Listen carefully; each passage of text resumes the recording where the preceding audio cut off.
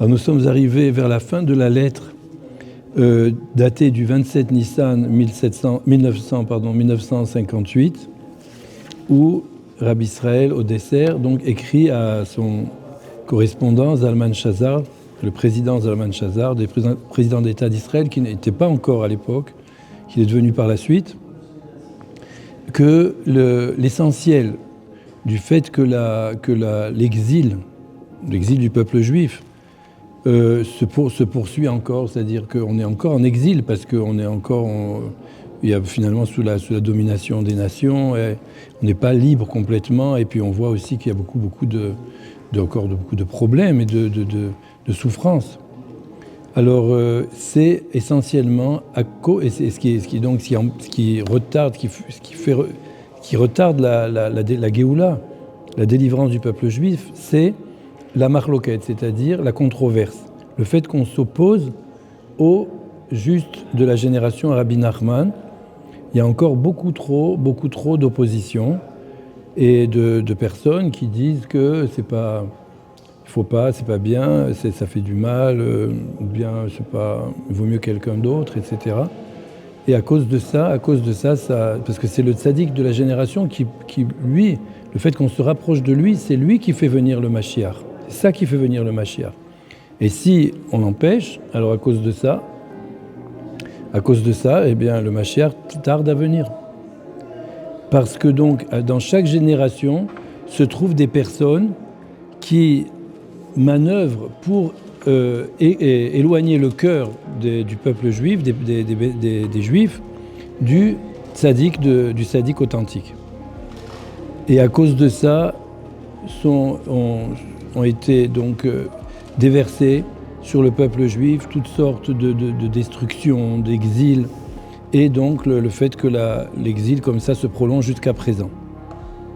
Mais en tout cas, malgré tout, Hachem Yitbarach, Kadosh Baruch Hu, il est toujours donc là, c'est lui qui est quand même qui tient tout dans ses mains, et que c'est lui que tout se fait comme il veut. Ça veut dire qu'on ne perd pas l'espoir. On sait qu'Hachem veut finalement que vienne la délivrance, et il faut avoir confiance que ça va venir. On ne sait pas quand, mais on est sûr que ça va venir. Parce que effectivement, dans chaque génération se trouvent des tzadikim et des personnes intègres et sincères qui accompagnent le tzadik, qui sont ses élèves, les élèves du grand tzadik, et qui sont contents qu'il est là, qui ne font pas de toute de concurrence avec lui. Au contraire, ils sont très contents qu'il est grand comme ça. Et grâce à cela, c'est très important aussi, parce qu'on voit de Aaron à Cohen, c'est marqué comme ça et dans l'Ikutei Halachot, Rabbi Nathan parle de ça, que Aaron à Cohen, il a une très grande part dans la Géoula qu'il y a eu quand ils sont sortis de Mitzrayim. Pourquoi ? Parce que c'était lui le grand de la génération, le grand tzaddik de la génération à l'époque, puisque Moshe Rabbeinu, lui, s'était sauvé à Midian. Et puis Moshe Rabbeinu n'était pas connu aussi comme ça, il habitait chez Paro, tout ça, chez le pharaon.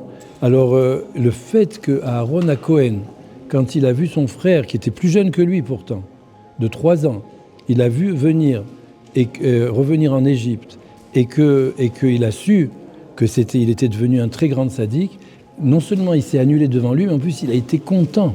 Il a marqué qu'il a été content dans son cœur s'est réjoui d'avoir comme ça un frère qu'il a surpassé de beaucoup. Et grâce à ça, il y a eu la Géoula, parce que tous les juifs à ce moment-là ont dit ah, si Aaron à Cohen s'est annulé devant son frère, qui est plus jeune que lui, alors qu'on ne sait même pas d'où il sort presque, c'est que c'est vrai, et nous aussi on va dans sa mouvance, et on le suit. Et c'est pour si maintenant dans notre génération aussi des grands rabbanim qui sont très très connus et très révérés, et devant qui beaucoup s'annulent, si aussi il viendra le moment où ils diront que c'est Rabbi Nachman, mais Breslev, Rabbeinu Nachman Meuman, c'est lui qui peut amener la Géoula, c'est lui le grand tzaddik, on doit tous s'annuler devant lui. À ce moment-là, ceux-là aussi, ils auront une grande part dans la venue du Mashiach, et un très grand mérite. que tout le monde, des milliers de personnes et des dizaines de milliers de personnes ça se deviendront Breslev grâce à eux. Et c'est grâce à ça que viendra la Géoula. Maintenant, celui qui veut se sauver du feu de la controverse, alors qu'est-ce qu'il doit faire? C'est-à-dire ne pas se mettre la tête dedans dans la marloquette, dans la controverse. Et c'est vraiment quelque chose qui amène beaucoup de la shonara et beaucoup de colère et beaucoup de mauvaises choses. Alors, il veut s'en éloigner. Alors c'est quoi? Quel est le conseil? C'est grâce à la vérité. Il faut qu'il s'attache à la vérité, et à ce moment-là, il pourra être sauvé de la dissension. Et donc Rabbi Israël continue et conclut la lettre en disant que finalement, dans chaque génération, il faut tout faire pour, de toutes ses forces, même avec don de soi et des sacrifices, même être prêt à faire des sacrifices en argent, donner beaucoup d'argent à la tzedaka, ou vraiment être prêt à faire des voyages, à se fatiguer, toutes sortes de fatigue, etc., pour trouver ce tzaddik à émettre, ce tzaddik authentique. Parce que soit on ne sait pas qui c'est, alors bon, on connaît même pas son nom, alors, pourtant on cherche la vérité, on cherche qui peut nous aider vraiment à sortir, à vaincre cette guerre contre les Yetzer Hara et à amener comme ça la paix dans le monde, la vérité et la paix dans le monde. Alors il faut bien sûr beaucoup chercher pour connaître son identité et son adresse, comme c'est le cas de Rabbi Nachman. Son nom c'est Nachman, Nachman, et son adresse c'est Ouman. C'est pour ça qu'on dit Nachman, mais Ouman. Celui qui, comme a dit une fois Rabbi Israël au dessert, sur un de nos amis, qui mettait partout des pancartes comme ça, dans tout le pays, Nachman, Meuman, il a dit « Heureux soit-il » Uri s'appelle. Heureux soit-il, Uri, qui diffuse dans le monde entier le nom et l'adresse du tzaddik authentique de la génération. Puisque Nachman, c'est le nom du tzaddik, puisqu'il s'appelle Nachman, mais on ne va pas maintenant élargir à ce point-là, mais son vrai nom c'est Nachman, et son adresse c'est Ouman. Alors celui qui est heureux, celui qui trouve comme ça, qui au moins connaît l'identité et l'adresse du tzaddik de la génération. Mais même une fois qu'il l'a trouvé, il est arrivé à ce stade-là, ce qui est déjà une bonne chose. Ça ne suffit pas, parce que le tzaddik, c'est pas seulement son nom et son adresse, c'est tout son roi HaKodesh, ça veut dire toute sa spiritualité qui fait que si on arrive à la percevoir, même en partie, à ce moment-là, c'est ça qui peut nous aider vraiment à sortir de tout ce qu'il faut sortir. Alors donc il y a une recherche qui se fait perpétuelle et qui n'a pas de fin en fait, parce que de la même façon que la vérité n'a pas de fin, il y a des degrés, on croit qu'on est arrivé, mais c'est comme ça, parce que la vérité c'est l'essence même d'Hashem Yitbarach. Et de la même façon qu'Hashem Yitbarach est infini, la vérité aussi est infinie. Alors il y a des degrés, il faut monter de degré en degré. Donc on n'a jamais fini comme ça. Et heureux celui comme on a dit, qui fait tout pour se rapprocher de la vérité, se rapprocher du tzaddik authentique de la génération. Et donc heureux soit-il celui qui fait ça, parce que grâce à lui, il a une part dans la Géoula, dans la délivrance, dans la venue du Mashiach. Heureux celui qui fait ça, heureux celui qui attend cela, qui se languit de ça, et heureux celui qui vraiment passe tous ses jours à se languir et à désirer fortement cette chose, et puis à faire bien sûr ce qu'il faut pour ça, ce qu'il peut, de faire tout ce qu'il peut pour ça. Et à ce moment-là, donc il est vraiment, c'est quelqu'un qui a un très très grand mérite et qui sera grandement récompensé dans ce monde-ci et dans le monde futur. Voilà, nous passons à la lettre suivante, qui elle est datée on ne sait pas, il n'y a pas marqué le mois, il y a marqué seulement que c'était un jeudi, et toujours en 1958. Mais certainement elle a été classée ici parce celui qui a compilé les lettres, il a compris d'après le contenu des lettres que c'est une lettre qui se situe après celle qu'on vient de d'étudier ensemble. Alors, oui, il écrit cette lettre à toujours donc Rabbi Israël, donc au dessert, qui écrit cette lettre à Zalman Shazar et qui lui dit qu'il faut beaucoup remercier et louanger le Créateur qui nous a fait arriver à ce jour-là où il y a eu tout le monde entier a vu des miracles et des merveilles, des choses vraiment dévoilées, et aussi il y a eu des choses qui sont cachées aussi, qui se sont passées à cette époque-là. Le monde entier a vu ça, sûrement sur comment il y a le peuple juif, en particulier qui a les habitants, le peuple qui habite en Eretz Israël, a eu a eu une grande délivrance à ce moment-là, des nissim sûrement avec la guerre contre les ennemis, etc.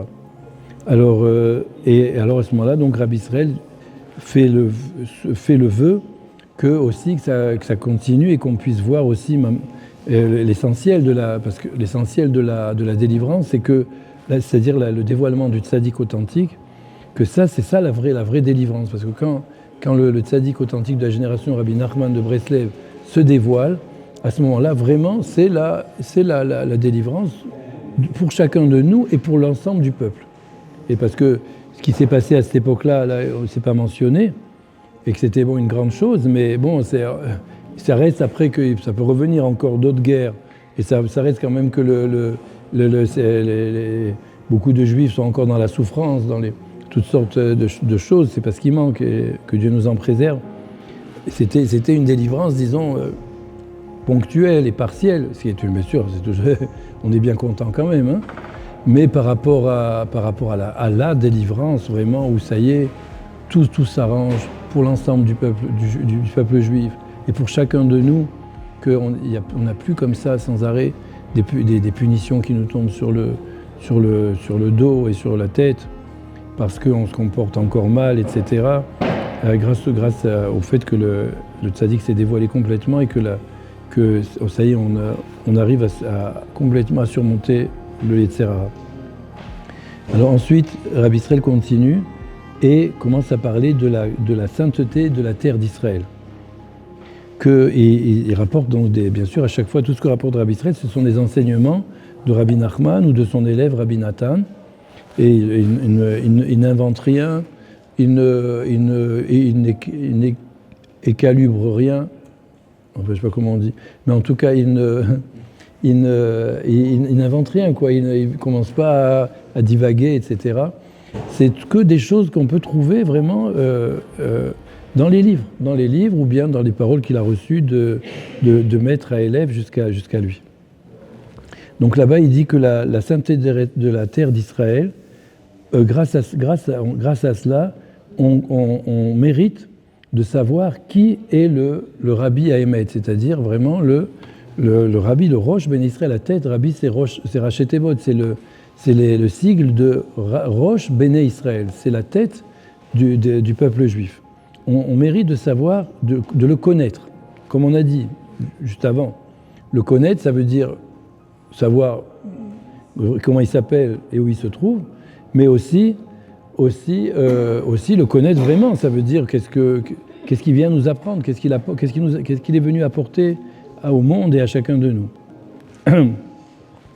Et alors donc à ce moment-là, dès qu'on le connaît, à ce moment-là, la vérité se dévoile dans le monde.